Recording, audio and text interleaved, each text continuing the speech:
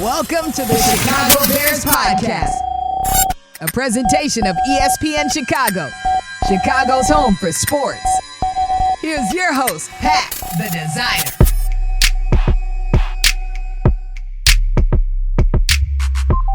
Bird on, Bears fans. Welcome into a Thursday edition of the Chicago Bears Podcast. Pat, the designer, in the building. Appreciate you guys for tuning in. And I am joined here on a Thursday by the great Jonathan Hood.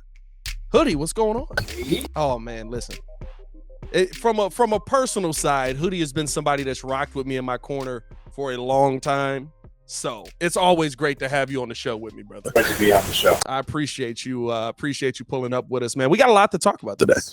This is real. It is real. I get to be here. Like, I still don't believe it. Like, I walk in. I'm waiting for. I told. I think it was McKee or Courtney yesterday. I'm waiting for that day where like I get cut and like the badge just doesn't work. Like nobody tells me, and I just walk out. I knew it was coming. It's on me. That's on me. I just think it's cool that the step and repeat is actually not. It's not digitized. It's not digitized. No, it's a real step and repeat here. You can touch it, feel it, all of that, man. We'll do that in front of you. Well, alrighty, and then we're getting the show started off on a good start. Here we go. Hey, we got a lot to get into today. SI technically has the Chicago Bears competing for a playoff spot. What does that mean for this team in the NFC North? We'll break that down. Then we're going to give some roster rankings. PFF has us ranked a little higher than I would have expected PFF to have us with some of the teams that are below us. Got to talk about Roschon Johnson. Everybody's talking about Roschon Johnson. Is Roschon Johnson going to be the next? We'll tell you guys that in the third quarter. A little tease there. You like that tease? The next running back for the Bears. The next running back for the Bears. He will be that. And then in the fourth quarter, Fields talks about why he's excited about this season and why he believes that this team is getting the right mix together. All that and more on today's episode of the Chicago Bears Podcast. Make sure y'all hit that like button. Subscribe to the page. Let's get into the first quarter. First quarter. Hoodie. Yes.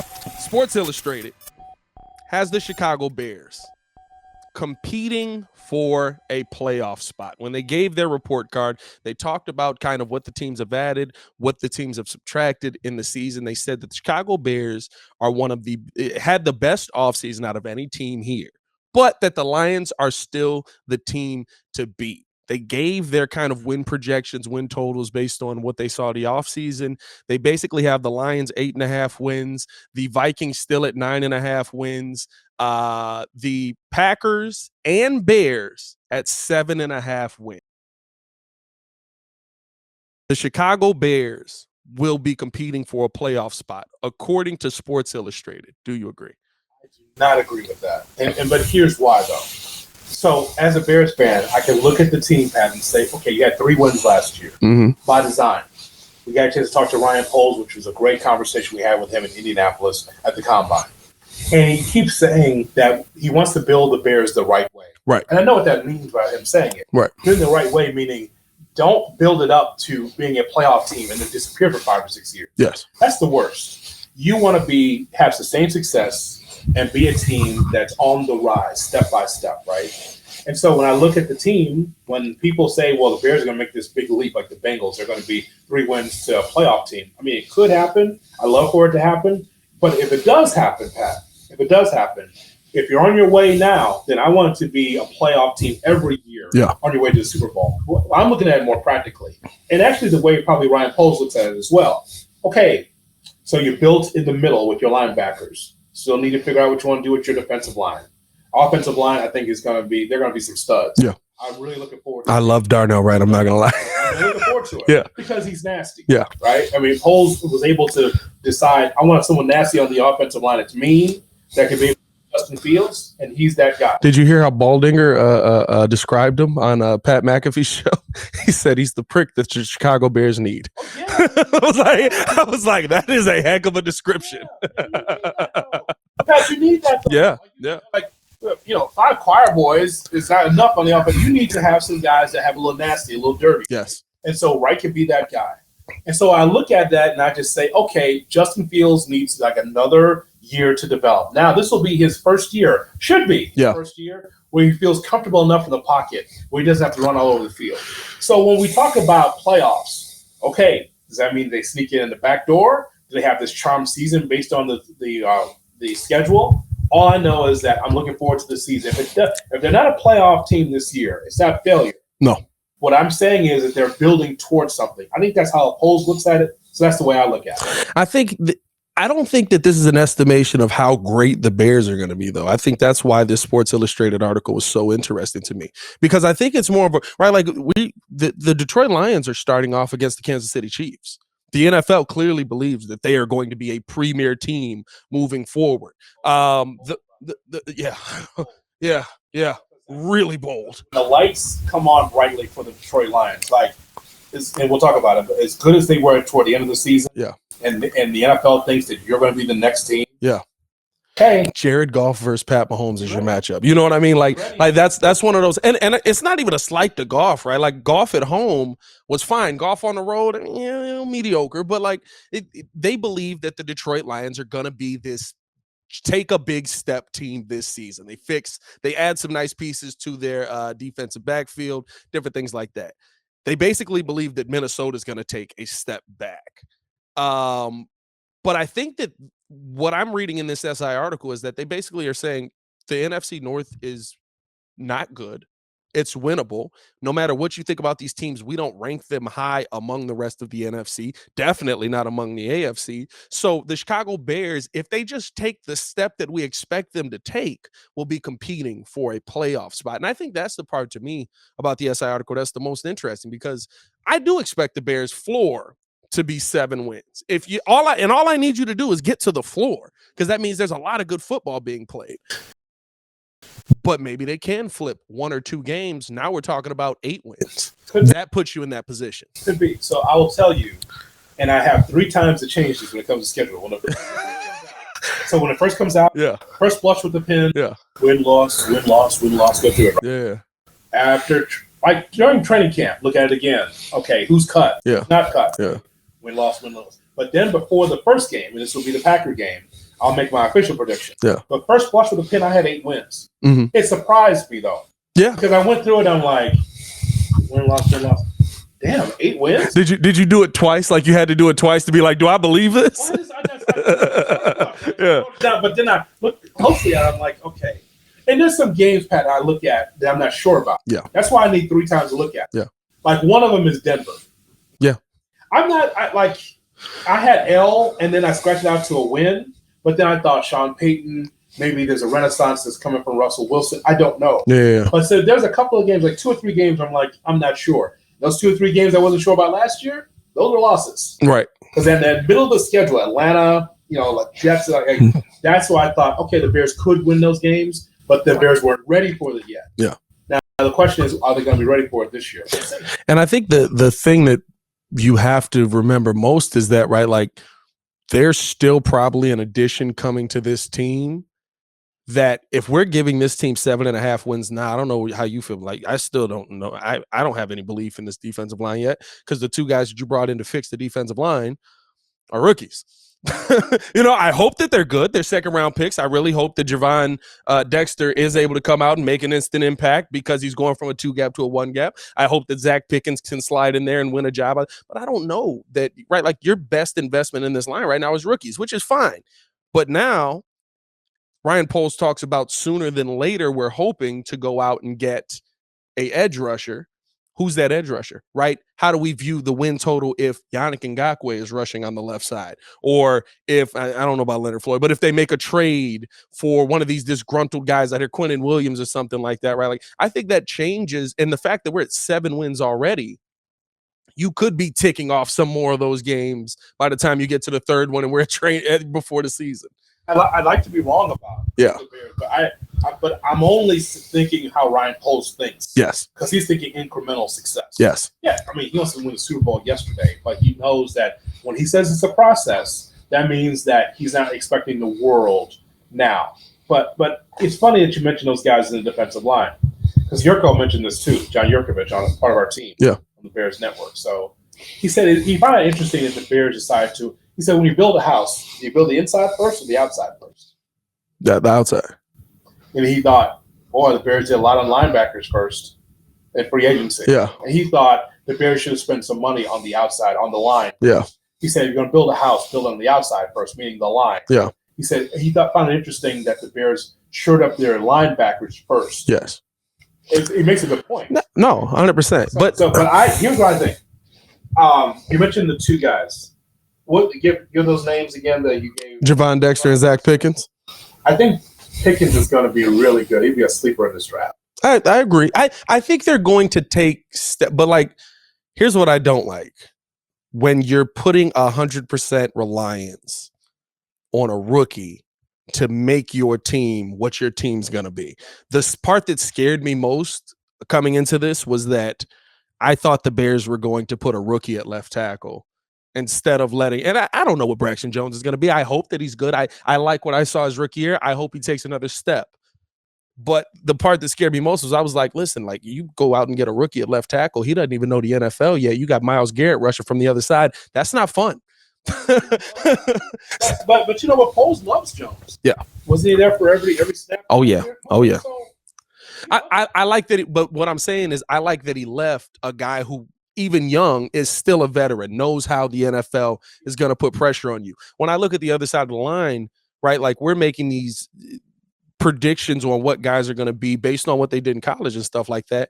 But sometimes it takes a second for that to click. Heck, we saw with players last season, right? Like it took 6-7 games before we started looking at Kyler Gordon and going, oh, he might actually be a pretty good DB. Like, I don't know. Like, so that I think that's the part for me where when I come into a season, it's hard for me to say this rookie's going to make this level of impact, and that's what puts us over the top. Even how they and we'll talk about Roschon Johnson later. I love what Roschon Johnson's going to be, and I think he's going to be, but I still think that it helps that Khalil Herbert and Deontay Foreman are there. No question. No question. I hear what you're saying about the defensive line and rookies in those positions. Yeah. I mean, you have, 20, 25 sacks last year? Yeah. I mean, for your leading sackers, your safety. Yeah. No, I hear you. No matter what Sports Illustrated is saying, they're looking at the totality of the NFC. Yeah. And they're saying, okay, Packers will be out because Jordan Love will go through some growing pains. Yeah. And so they might, and I think Minnesota slides. But that's the point where sliding out of the playoffs. I don't think they slide out of playoffs. They could lose 3 wins here. If you go back to their point differential, is embarrassing for a team that it was wild last season. Just why it's like how'd you like you shouldn't be here, and then week one of the playoffs it proved it. Well, yeah, right. So smoke and mirror. Yeah. Right? So they did it with cunning and guile. Yeah, as the old people say. Yeah. They were cunning and guile. Matt Nagy 2018. Pretty much. That's really what it was. Like I watched it and I was like, this is. Like it was there was great players on both sides of the ball, but I never looked at it and was like, that's a great team. No. So I guess the point is like, maybe that's how Sports Illustrated looks at it. Yeah. They say Green Bay slides out, Minnesota and Detroit win the division, and they find a way for the Bears to get in there. And I just I'm not sure if I'm there yet. I got time. It's time. I got time on my hands. Time on my side. Time is on your side. Yes, it is. Yes, it is. All right. Yes, I also was raised in a household that only listened to oldies. That's right. Or for my grandmother, just music. It wasn't oldies, just music. That's right. I got time. See, that's how I can do it in my mind. Yeah. Because if I just go on and be like 9 wins, 10 wins, the Bears, well, see, it braces me for disappointment. Yeah. I'm an older Bears fan than you, so I've seen it. But I like it. No. You don't get to throw the older Bears fan. You've seen them win. Yeah. I've been alive 28 years. They've never won anything. You've seen a lot more losing than winning, but Take my time. Take my time. I don't disagree with you on that. Like I said, when they said 7.5 wins, here's the thing: 7 wins gets me excited.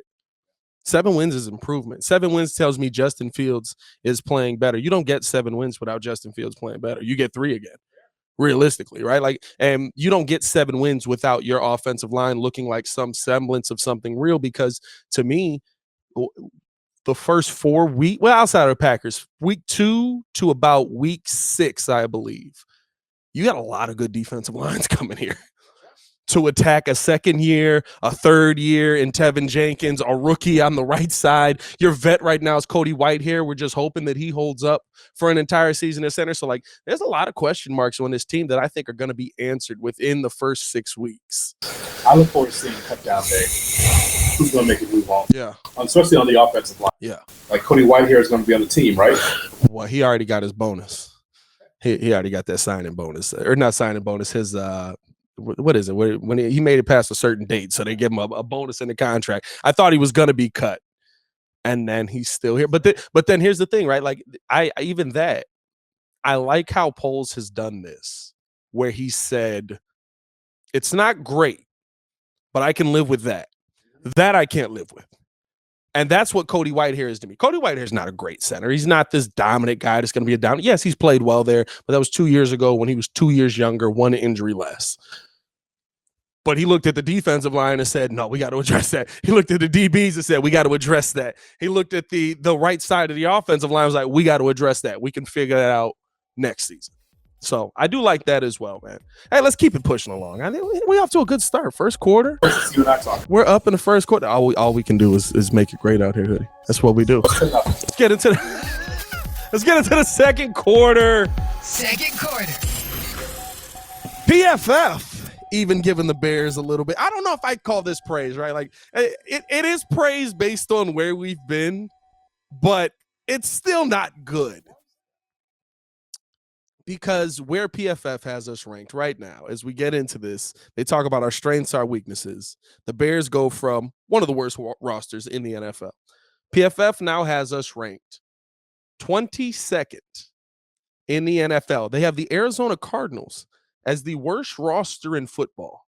Some of the teams below us: Tampa Bay Buccaneers, Green Bay Packers, all right, Atlanta Falcons, Tennessee Titans.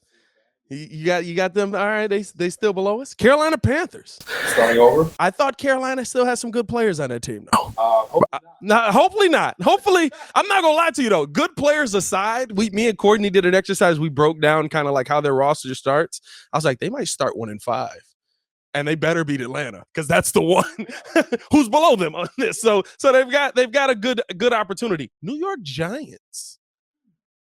Giants with a worse roster than the Chicago Bears. Chicago Bears come in at 22.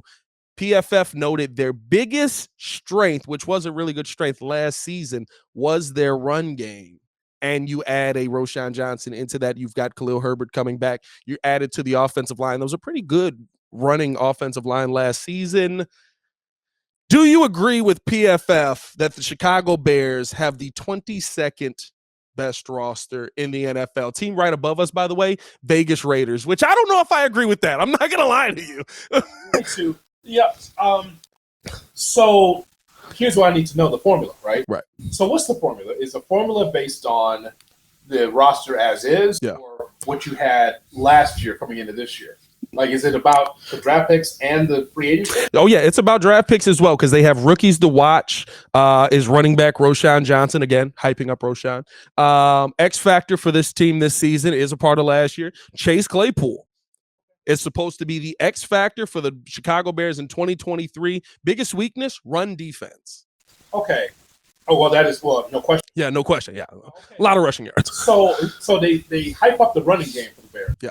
Why do you think that is? Fields ran the ball a lot. You should celebrate the running game. Yeah. Because Justin Fields is running for his life out there and had some spectacular plays. So if they talk about the running game, that's fine. Yeah, absolutely. So if it's not him, it was Montgomery last year. Right. It was Herbert last year. So, yeah, the running game. But that's not football today, Pat the designer. That's not football today. Yeah. A semblance of a running game, and this is why I disagree with our guys, Yurko, talking about the run. I believe you have to have a semblance of a running game. But it's a vertical passing league. Yes. And there's the difference right there. So, like, when they talk about our biggest positive, yeah. Because that's all the Bears had offensively is to run the football. Cool in 1986. Yeah. But not in 2023. That's why they're so behind in those numbers. They have to have a vertical passing game. But again, as Ryan Poles will tell you, it was kind of in the cards to do that. Yeah. Look at the roster they had last year. Those guys, some of those players on the wide receivers, you wouldn't even take on your fantasy team. I had no choice because we had a 12-team league. So Byron Pringle did make an appearance. I would have been a man short. Listen, I was a man short, basically. You know what I mean? Okay, as far as PFF. I hate those guys. Not a PFF guy? It's Collinsworth, right? Yes. Audibly rolling his eyes. Fine. It's good. It's good fodder for me. The metrics are always a little confusing, but because like last season, right, when they're just like Justin Fields technically has one of the best offensive lines in football, and then like we look at it and we're like, I'm not sure how you're grading this, bud. Like I have no idea what you're seeing here. Yeah, the Bears get the most pressure on any team out of anybody in the NFL. Like, what are we looking at here? You know what I mean? Cody Whitehair, the best offensive line. Cody Whitehair. Sam Mustipher grades out as a top 5 center. Yeah. In the NFL. My bad. You always got to look over your shoulder for Olin Kreutz when you talk about Sam Mustipher. I'm always looking over the shoulder. I mean, you look at those teams and they're toward the bottom, yes, but that's where the Bears deserve to be. Yeah. Because we haven't seen them on the field yet. Yeah. Like those numbers. I know the Bears in the bottom third of the league. Yeah. But they're gonna try to dig their way out of it. 7 wins will help you get there. You know, and again, their opinion is fine. Their formula is always funky. Yeah. But like, I'll look at a Peter King, I'll look at ESPN.com, and I'll peep out with that. I think Peter had him 29th. Yeah.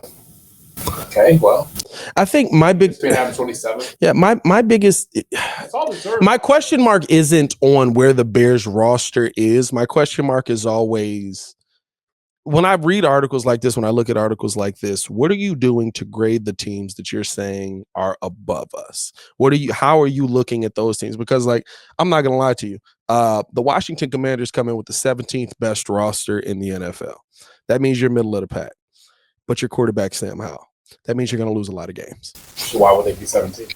See how funky the formula? And that's the part for me, right, where I look at it as based on total roster. Sure, I see a defense that should be dominant every year, but we never talk about the Washington Commanders being a dominant defense.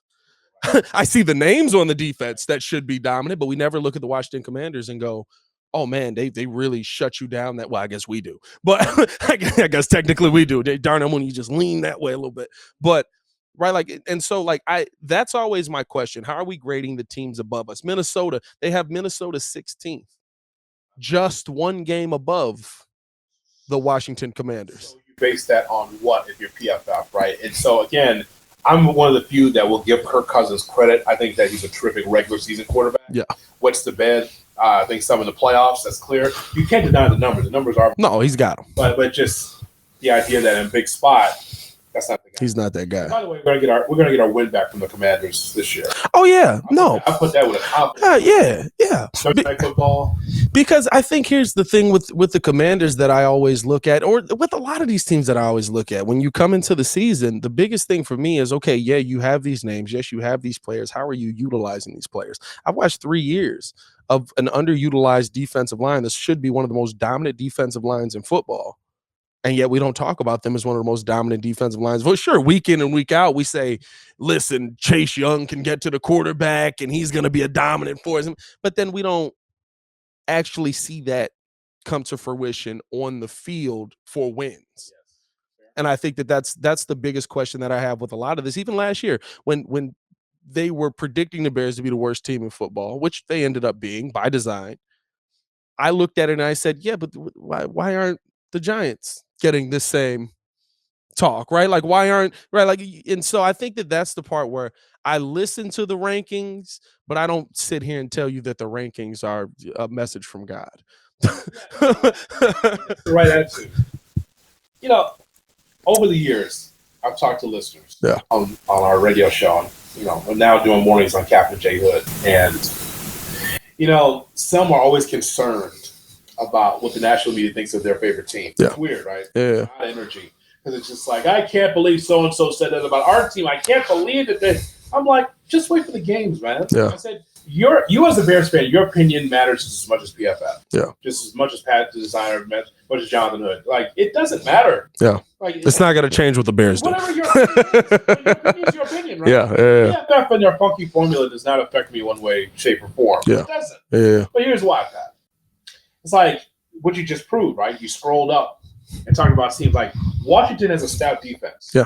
It's the hallmark of their team thus far under Ron Rivera. Does that mean that their offense stinks? So, like, how are they better than the Bears? That's why it seems very arbitrary to me. Yeah. No, I agree. Who else is on there? Tell the people. I mean, listen. Like after Washington. After Washington, let's go back to Washington here. Let's break this down. And Wilson. By the way, and the teams that are here's the thing for me: the teams that are close, I just look at and I'm like, no, those rosters aren't close. Right. We'll do a new segment on second down. Thumbs up or thumbs down. Thumbs up or thumbs down. All right. So Washington 17. Thumbs down. You didn't put a thumbs down. Thumb down. Thumbs down. All right. 16 is Minnesota. 16. That's a thumbs down. I would agree with that. I think no, I might be thumbs up on that. I think they're right where they should be. I just don't think Washington should be that close. I give Minnesota middle of the pack roster. 15 is Jacksonville. Middle of the pack. Middle of the pack. I'll give them that. Thumbs up. Thumbs up on that. Okay.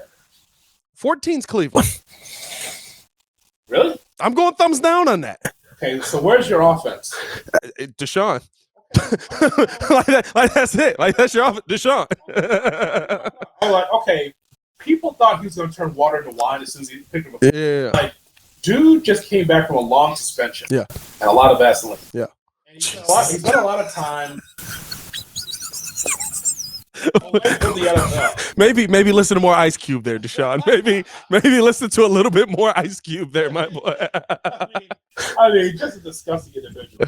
But nonetheless, so all I know is I remember him on a college, Pat, and I was just like, man, look at the leadership. Yeah. Man, it's what I wanted. I wanted him to be on the Bears. Yeah. Because I saw the leadership, and I was like, this guy's got cannon of an arm, leader, can see down the field, tall, he looks the part, right?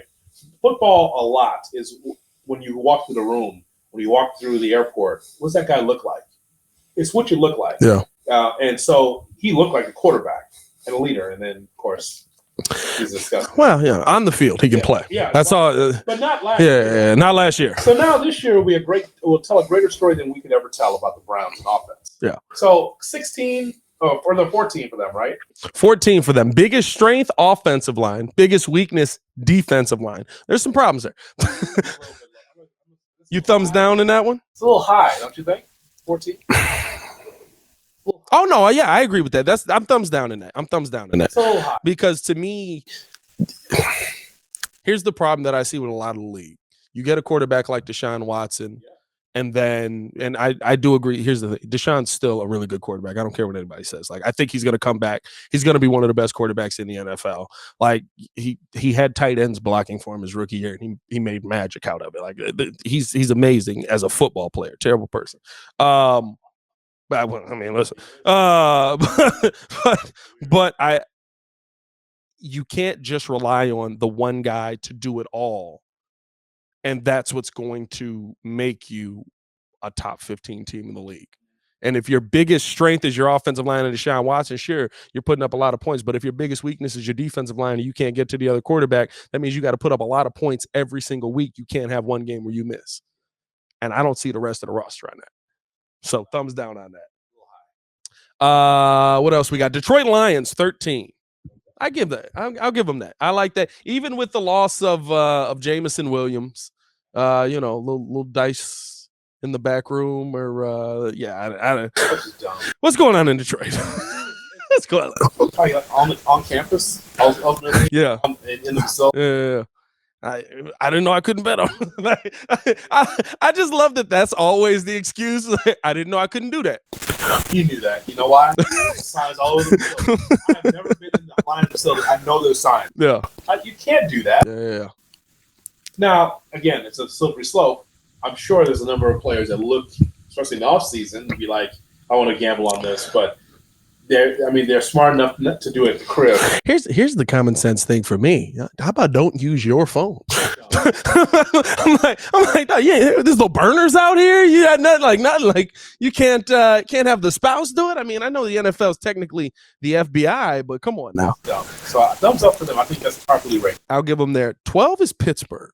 Pittsburgh Steelers at 12, a top 12 team in the NFL. Biggest strength is their pass rush, according to them. TJ Watt did miss most of 2022, which is a struggle. Biggest weakness they have is cornerback, because Patrick Peterson is their best DB. Thumbs up. Top 12 team? When do we get the rest of them? I don't know if I believe in Pickett. Or Pickens. Oh, well, no, I believe in Pickens. I don't believe in Pickett. Okay, but give Brother Tomlin credit, though. Look, you talk about turning chicken salad into what? Yeah. How did they do that? Still stayed over 500. Well, here's the thing. Over 500 is still 9 wins. Is that a top 12 team in the NFL? Ugh. It is. Yeah. You see standings? Yeah, it's true. Last year was wild. I guess I'll give you that. It's mediocre. It's not top 10. I'll give you that. It's close to top 10 though. Flowers. Mike Tomlin's an amazing head coach because there's a lot of bad on that team. Yeah, there's a lot of bad on that team. You know what he told Mitch? He's like, "You're not going to ruin my life." He's like, you know what? Either get this done, maybe 3 games. I love how everybody turned on Tomlin in Chicago last season too, because they were like, they didn't give Mitch the chance. It was like, no, they gave him a chance. Mike Glennon. It was the whole thing with Mike Glennon. Yeah. You give the veteran a chance to tutor the young guy. You fail, out. Listen, it's good to see, multiple quarterbacks following the legacy of their predecessor. Aaron Rodgers following Brett Favre, Mitch following Mike Glennon. It's all working out. 11, Seattle. Boy, that magic from Geno was amazing. Geno Smith, their quarterback. I think this might be a little high. I'll thumbs up that. I think they got probably. I think they got probably one more year of Geno being that, and they're going to have to start. They're going to have to start looking for quarterbacks. He's going to show me again. The offense is a show again. I want to see if they can do that again. Miami Dolphins 10. Who's quarterback? Exactly. Is Tua available? He's taking judo. He's taking judo. Well, I will say this. There is an art in football where like you get hit and you have to know how to fall. Many players have told me this. It's like if you fall the wrong way, that's how you get hurt. Tua just would get tackled and he'd just be like ragdolling. And like that, like the last one where he ended up getting his last concussion, I was like, he didn't protect himself at all on that. He just got hit and just fell down. So Miami Dolphins at 10 according to PFF. Is that a top 10 team in the National Football League for real? For real? Think about it. Now, again, this is all predicated on their offense, too. Mike McDaniel. It's all predicated on their offense. Yeah. I see those gifs walking through practice. I'm like, that's strange. I do. That's his George Jefferson. I do like it. I'm not going to lie to you because he cracks me up because he's just like, you could tell, like, he's one of those guys that, like, even he's not sure what he's doing there. But he's just good at it. Yeah. You know what I mean? He's like, hey, listen, they let me in the building. The card still works. And I know how to make it happen. He's one of those guys that you're going to want to see win at some point. If the Bears don't win, you'll root for Mike McDaniels, no matter what the team is. He's very smart. Yeah. He's quite a character, though, just watching him. Just like the way he does his business. I've seen his press conferences. He's just very interesting. Now, again, we get on this run of geniuses, right? Yeah. All these genius coaches. Yeah. So McDaniels, I think he's the one. I think he could be successful though. I like Mike McDaniels. I think that he's gonna have some success. I'll give them top 10. Based on I like the coach. I think he's one of those coaches and he has one of those systems like we talk about with San Francisco, where you could throw, I'm not going to say me anymore, but you can throw a backup quarterback in there and find a way to win it. So I'll give them that. I'm into it. Thumbs up. Thumbs up on Dolphins top 10. 9 Los Angeles Chargers. That's a thumbs up. I'll give it, but man, are they continuing the Phillip Rivers legacy in Los Angeles? Make quarterback, wouldn't you? Yes, I'd take the quarterback, but the quarterback is basically the Phillip Rivers legacy, where it's like, hey, we can win this game. Maybe not. 8 Baltimore Ravens. That's a thumbs up. But it took a while for me to get there. Odell Beckham's the X factor there. Good ground game. Lamar. Biggest weakness, pass rush. We'll give it a thumbs up. Harbaugh will find a way. I like Zay Flowers on that team. I like Zay Flowers. I'll thumbs up that one as well. 7 Jets. Aaron Rodgers. Top 10 team. Yeah. We're not gonna 6 is the Cowboys. Oh, I mean, it's what it is, though, man. It's what it is. Playoff team and then fall short. Is it a top 10 team in the NFL? No. Well, is it a top 10 defense in the NFL? Yeah. Yes. I will give it that. Michael Parsons is a big part of that, but yes. Okay. Yes. I mean, I'll give him top 10 defense. Last play Ezekiel Elliott ran, though, was a offensive line snap. So on the top designer chart, they would not be in the top 10. I probably, let's see who's outside of the top 10. I probably would put Seattle, not in that spot, but I would put Seattle in over Dallas. Higher. Okay. Yeah. I'm going thumbs up on that. I'll go thumbs down on that one. 5 is the Bills. Thumbs up. Yeah, there's not even good. 4 is the Chiefs. Thumbs up. 4. That's what I was waiting for. 3 is the Bengals. Thumbs up, yeah, but yeah. Out of Kansas, whatever. Yeah, 2 San Francisco. That's high. I love the roster though, but who's playing quarterback? It doesn't matter in San Francisco, apparently. Yeah, thumbs up. And the number 1 team, the Philadelphia Eagles. I'll give it that. Well, some of them I agree with. Yeah. But Kansas City being lower, maybe they don't think they can repeat. I don't know. I don't know. The Warriors run for them right now. Yeah, and guess what? That doesn't happen in the NFL very often. So that means that I think that they can, whether they can repeat or not, I don't know if Philadelphia can repeat. Maybe. Making it back to the Super Bowl in the same year. I have more confidence in the guy that's been to an AFC title game 6 times in a row now. Shout out to the NFL. Yeah. Shout out to the NFL for opening night on September 7th, my birthday. For them to, the NFL telling the White Sox, I know you're playing a day game. Move. Get out the way. They moved them to Monday. Did you see that? Yeah, I did. They moved them to Monday. Yeah. And so just so the Sox and Royals, so you won't get the 4,000 Royals fans outside of Kauffman Stadium. Kauffman Stadium and Arrowhead are in the same complex. Right. So they were like, nah, y'all move to over here. Yeah. So we can have full autonomy of the parking lot. Kansas City fans are crazy because they'll tailgate the night before. Right. So give them their premium seats or their premium spots in the parking lot. A Major League Baseball game moved over. Listen, NFL is king. It's amazing. NFL is king, and it will always be king, and I will give them credit on that. That was the second quarter, lengthy second quarter, but a second quarter that was well worth it. Well, you're welcome. Thank you. A lot of commercials in there. A lot of ads, a lot of ad reads.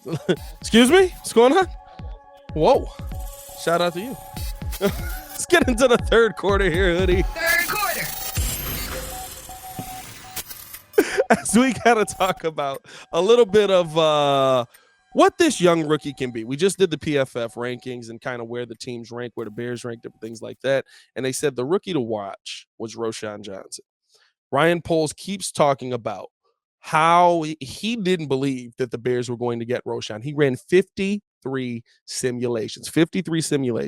In every one of those simulations, the Chicago Bears did not get Roschon Johnson. He did not fall to the 4th round. He could not believe he was there when they got him. Hoodie, I will ask you this. It may seem very hot takey. I'm saying this based on how the player career trajectory or career path is going coming into the NFL, not what the player will be, but is Roschon Johnson our version of Barry Sanders in the sense of Barry playing behind Nate Thurman, coming in, being a great player? No, he is not. He is not that guy. First of all, this young man was behind find Bijan Robinson at Texas, and he's again lightning bolt running the football. But I see him as a running back and special teams initially for the Bears. I like that they kind of reimagined the running back room as much as I respect and love David Montgomery. Yeah. David Montgomery ran the football like he gave a damn. Yeah. He ran it like, I know coach is going to take me out at some point. I'm going to get as many yards as possible. And if you're going to pull me, you're going to pull me. Yeah. I love that because when I thought that the Bears, some of the players did not give their all. This wasn't giving their all. They just did not execute well enough. I thought that there's a guy there that I really liked, and that was with Detroit, which was cool. I'm going to miss David Montgomery. David Montgomery. So I think that this young man can be able to help the offense, can help the running game. But what about the others that's in the room, though? Like, where does he fit? That's my question. He's still in the depth chart right now. I think by the time we get to week 5 in this season, Roschon Johnson will probably be your number 1 back. The reason I say that, not just because Ryan Poles is so excited about him, not because of all of the publicity that is being pushed towards him and on him, which I think maybe we got to relax a little bit, maybe let this guy get on the field first before we just come out here and devote our undying love to him. Khalil Herbert, unless he's improved on it vastly in the offseason, is not a good pass blocker. Deontay Foreman, unless he's improved on it vastly during the offseason, is not a good pass blocker. I think that thing alone will get him more time on the field because it's only going to take one time in those first 3 games for Herbert to need to make a block that gets Justin Fields' head taken off. For the coaching staff to go, you can't do that. And I've got a 6'2" guy standing back here. What is he, 6'2", 190, whatever it is, that's going to be able to get out there and actually make a block. I think that gets him more time on the field, which when you're running RPOs and different things like that gives you more opportunity to be the R in that system. We will see. Yeah. We will see. All I know is that he was not a down in and down out back in Texas. Yeah. So maybe because his legs are fresh, it ain't like my Georgia team where all of the tires. And when you get in the NFL, I was like, oh, I can't run. Yeah. I ran for 3 years, and Sean Moreno and all those. Yeah. They ran the hell out of the football. So maybe he can be able to be that guy. I know that some will look at running backs as dime a dozen. I don't look at it that way. I think that you should have a semblance of a running game at some point, even with the game being vertical. Yeah. You got to still have someone that can be able to block. And the running game is not what it used to be, too. I think that people have to be able to readjust how they look at the running game. The running game is also a 5-yard pass. Yeah. The pitch. You're right. The little pitch. Yeah. All the little gadget plays for a running back to be able to flourish and get 5 or 10 yards. Right. So it's not like when we were growing up and it's just 3 yards in a cloud of dust. It's different. Yeah. So the different innovations offensively. So I'm thinking that he can really do some good things. That's the hope. I'm excited about Roschon. I'm very high on Roschon, and the reason for me is that I saw everything that Bijan could do, and after we had Roschon on the podcast where he basically talked about kind of like the games where they went back and forth. I went back and watched. I forget which game he said, but I know I went back and I looked that game up where basically I think it was LSU they were playing against, and they couldn't stop the run, and everything that Bijan could do, Roschon could do. And that's what gets me excited about this kid. And the fact that, I think the one thing that scared me most, because I loved Monty. I loved how hard Monty ran. But realistically, Monty wasn't a 1,000-yard back, a 1,200-yard back. He wasn't one of the top backs in the NFL. He was the best back that we had, and we loved him for how he played for our team. Why do you think that is? Why didn't he reach those goals? I mean, listen, even before Justin was there, we didn't see that. And injury played into that year 2. I think he missed most of year 2 with injury. Injury, offensive line. Oh, yeah. No, 110%. Yeah. I agree with you on all of that, but I think that the part that the Bears were most worried about missing was the leadership in the room. Apparently, that's what Roschon exudes the second that he walks into the room. And that's the one thing that we've heard from everybody who's met with him. It's just like, this kid's like people, he just starts talking and people listen. That gets me, that tells me that you replaced what you lost for cheaper. And that gets me excited. Ultimately, it's you. I mean, hey, listen, however you want to say it. You know what I mean? Here's the thing. I'm loud. That's the thing. and the $20 is sent. The $20 is sent. Yeah, so I just read what you wrote.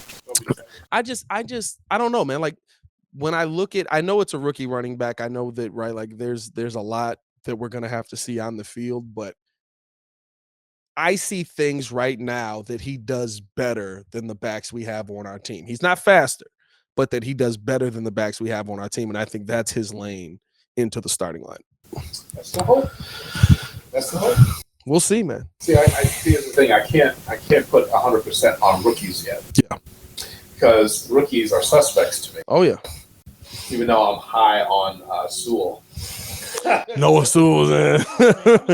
Bro, I'm just looking at the lineage. What if, right? What if?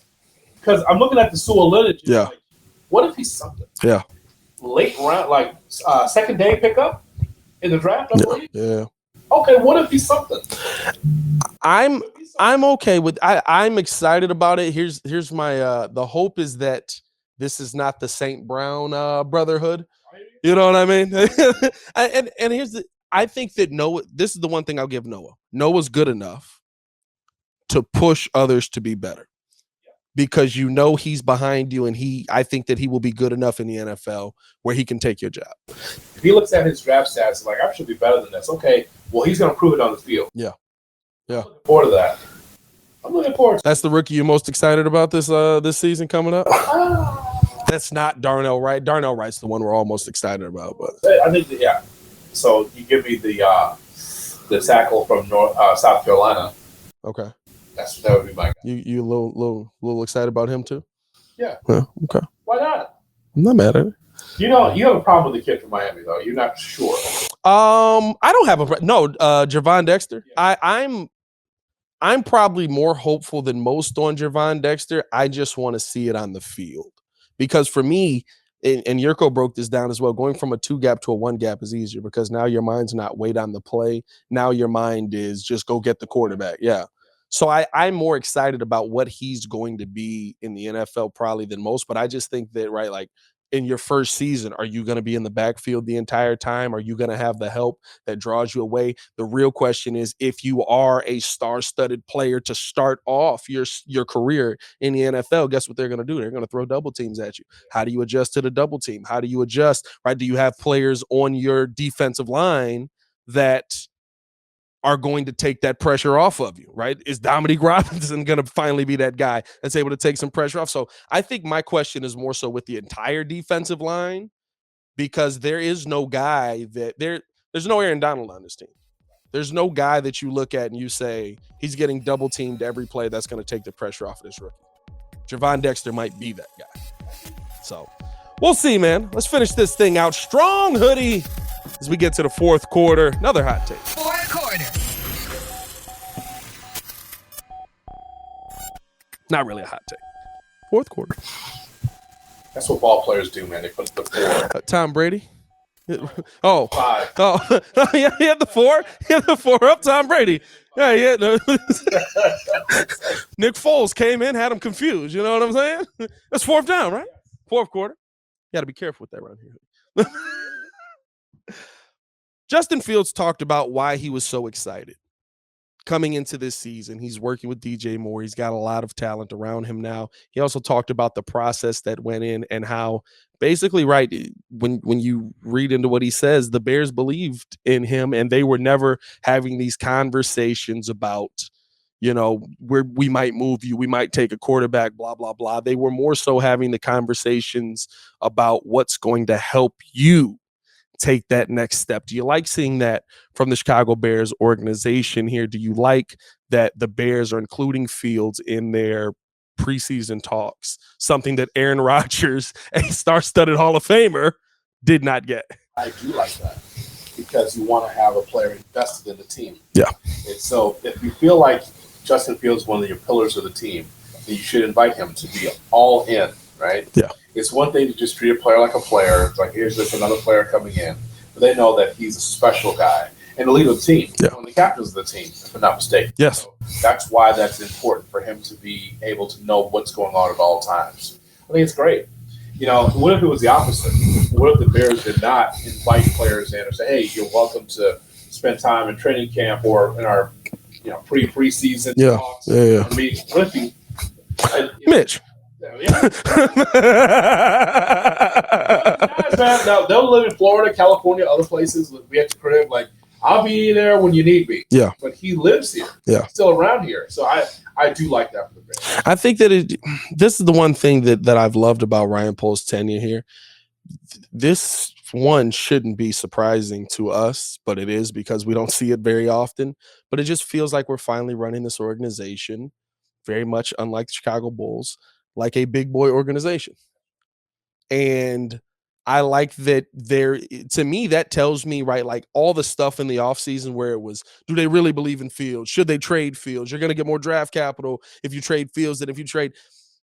This tells me that not only does Ryan Poles believe in Fields, but Ryan Poles wants to make sure that Justin has every opportunity to prove him right, which tells me that he's not going to have a problem if Fields performs paying Fields. This kind of conversation was a long, grandstanding conversation to me because I looked at it as, okay, not only does he believe in him, but he believes in him to basically say, what do you need so that we can just push this blank check across your desk and you can sign on the dotted line? So I think that gets me that gets me really excited. How have you seen kind of the offseason? How would you grade how Ryan Poles has done this offseason? I think it's been a B+. I think that's fair. I think he probably give himself a B+ as well. But here's why. So it starts with having the testicular fortitude to have the number 1 draft pick and be like, nah, we're going to trade that pick to Carolina before the draft. And everyone was wondering what was going to happen with that number 1 pick. You saw what happened. Yeah. So, and I remember the text messages I got in, Pat. So we made the deal, and the Bears made the deal. The text messages I kept getting was ... and DJ Moore? And DJ Moore? Like, people thought as is, it was a solid trade for both teams. Yeah. But people are like, whoa, you have a number 1 wide receiver? Like, yeah. And so this helps both the Bears and Carolina in that spot. So obviously I was very excited about that because now Justin Fields has someone to throw to.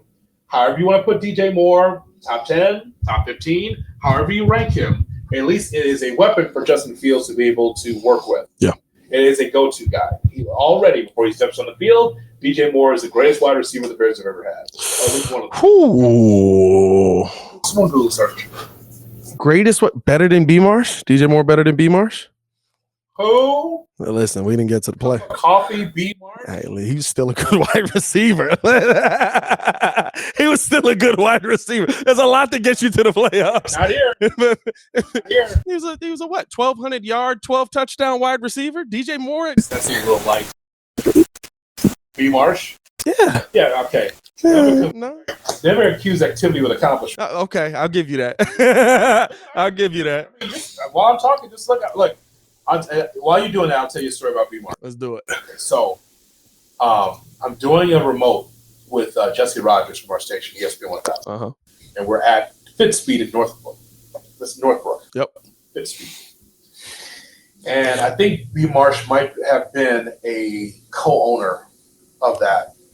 Or of that company, I think. I just know he was there. Right. With Alshon Jeffrey. And B. Marsh told me during the break, he goes, hey, man, I need you to talk up Jimmy Clausen. And I said, why is that? He goes, man, Jimmy, he works hard in practice. I just want you to ask me about Jimmy Clausen because I really think – I was like, hold on a second.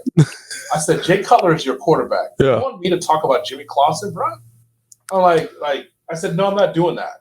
I just told him, right? Yeah. I'm not doing that. I was like, so you're going to throw Jay under the bus? I ain't throwing Jay under the bus like Marsh. And this is what's weird about that is like they were homies in Denver. Yeah. Like they pretty much got together with the Bears on Twitter. You got to go back and look at that. Yeah. Hollering at each other on Twitter. And I was like, B. Marsh, Jay Cutler telling B. Marsh, why don't you come through, right? And so they became teammates, rekindling what they did in Denver. And that didn't work out. It's great. It was, I mean, because like anything else. There was only one season where you can look at it and say that was a great season. It was 2013, where the Bears had the best offense. It wasn't great. I'll give you that. All right. I'll give you that. But again, it's not just a one-off, and that's the whole thing with this organization now. It's not a one-off, Pat. This is supposed to be once you're ready to win, let's go. Yeah. No, when you get to the playoffs and then disappear for 5 or 6 years, like we've seen over the years with the Bears. This is a tough list. You really want me to go through this? This is what Bleacher Report has the Bears' top 10 receivers as. B. Marsh is not on the list, by the way, as well. Wendell Davis is 10. Jim Dooley is 9. James Scott is 8. Those are black and white. I think they're black and white pictures. Dick Gordon. I haven't known a guy named Dick in a while. Dick Gordon. Yeah. Kevin Kavanaugh is 6. Yeah, Kevin Kavanaugh. Willie Galt's 5. Willie Galt. I'll give you that. Marty Booker 4. You run fast with Marty Booker. Oh, come on. Curtis Conway 3. Man, what could have been? What could have been with Curtis? Harlan Hill 2. Look at Look, he's got 87 on no. He's got like grandma. Number 1, Johnny Morris. John Morris, yes. The great Johnny Morris. Johnny Morris is our best wide receiver in history. DJ Moore. Yeah, okay. He walks in, Yeah. Dallas Hall. Yeah. Like, hey, DJ, yeah, you're the best wide receiver that this organization ever had. I am. Yeah. Yes, you are. Now, again, there's been names that I both know, Mush Muhammad, and Yeah. But again, when you don't get the ball down the field, when you don't have a vertical passing game, and mostly, what's the Bears? Their bread and butter for decades. Running. They're running the football. So, so this is why I'm so looking forward to this iteration of the Bears, because this is new. The ball goes down the field, like passing. So when I say that, the reason why I'm looking forward to that is because last year it's like, it's not like we've never seen a quarterback run for his life before. Right. That's what Justin was doing. Right. I want him to cut in half his rushes and throw more down the field to connect to other receivers if possible. I dropped this video yesterday over on The Breeze. Yep. And this was I guess it could be a hot take video, but I'm backing it with the data that I've seen. Second year in this system, the quarterback jump is ridiculous. I mean, you're going from like 20 touchdowns a game to like 45. Like the jump has been ridiculous in history. And I'm not talking about from great guys. I'm talking about like middle of the pack quarterbacks. On top of that, everybody knows their role, whether we believe it or not. I know they're going to say there's a competition. Everybody's got DJ Moore's your number 1 wide receiver. You're fighting for number 2, maybe, but I think Darnell Mooney ends up in the slot. Chase Claypool's going to end up being your number 2. That's how things are going to work out for you. Darnell Wright knows he's playing right tackle. Braxton Jones knows he's playing left. Tebin knows he's left guard. Everybody knows their role already on this team. This could be, with the collection of talent that is actually here, even with tight end adding in Tunyon, the best Chicago Bears offense that we've ever seen. That's all. And I really think that we could see that this season because of how many people are going to sell out on Justin running. That's the fear that every team in this league is looking at. Justin Fields can take off running. And so they're going to be playing real close. That's going to allow a lot in the back end. That's the hope. So I look at this offense and Getsy coming in second year, understanding the players that he have, a bunch of these players being second year guys in this offense. I get excited, man. I'm excited about this season coming up. It still might end in 7 wins. It's weird because the innovations were there even in a 3-win season. Yeah. The innovations offensively, I mean. Yeah. Saw some of the trickeration and some of the play designs that was there for Justin. I'm like, yep. Well, that's the other thing too, right? Like it took 6 games for Luke to figure out who the heck Justin was. Right, the first 6 games, Luke's like, throw it. Oh, you don't have anybody to throw to. Okay, we got to run. We got to run. Demarcation with that Washington game. Yes. After the Washington game, it's like, we should have won that game if we had some more offense. I mean, it's easy to, if the Bears had any ability to throw the ball down the field, we should have won that game against Washington. And then after that, you saw how everything changed. Well, they would have won that game if one guy holds on to a never mind. Everybody's blaming me. They're just like, you're going too hard at Velus Jones. I'm like, he drops the football a lot. He drops the football a lot. He cost us a couple of games. You understand why last year was by design? Yes. Because, again, those guys, you'd be searching for a wide receiver when you're playing fantasy. Yeah. And none of those guys would be chosen. Yeah. I don't care how deep your draft is. It's like, nope. You're not drafting any of them. Maybe EQ at the beginning of the season off of just like because he's going to be the only guy that's going to get the ball. He's on the bench. Maybe EQ, but outside of that, no, I agree with you 100%. And then I think the other thing is, too, that a lot of people don't think of on the offensive end, your defense is going to be better. Even if it's not a dominant top 10 defense in the NFL, it's going to be better. And in your defense being better, your offense is going to get the ball in better positions. That helps your offense as well. So I think that I'm looking forward to, so as far as that's concerned, the draft or the free agency, they took care of the linebackers. I'm thinking Jack Sanborn is going to be a guy.